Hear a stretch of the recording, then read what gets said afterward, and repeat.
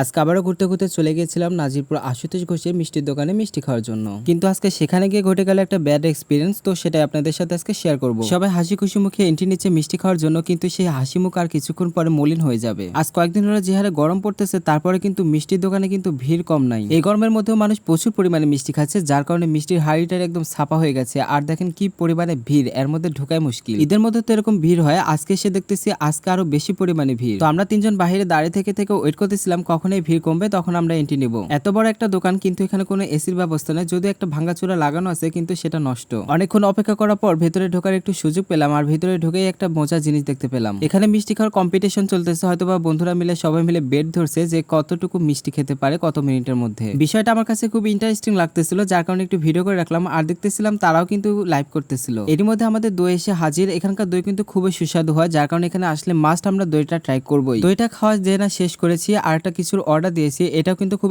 Special. অন্যান্য দিন কিন্তু খুবই টেস্টটা ভালো লাগে, যার কারণে আজকে অর্ডার দিয়েছিলাম। কিন্তু জানি না আমাদের কপাল খারাপ নাকি এনাদের ফুড কোয়ালিটিটা দিন দিন খারাপ হয়ে যাচ্ছে। এই এলাকার লোকদের কাছে অনেক শুনেছি এখানকার ফুড কোয়ালিটি নাকি দিন দিন খুবই খারাপ হচ্ছে, আর প্রাইসটাও একটু হাই রেঞ্জে নিচ্ছে।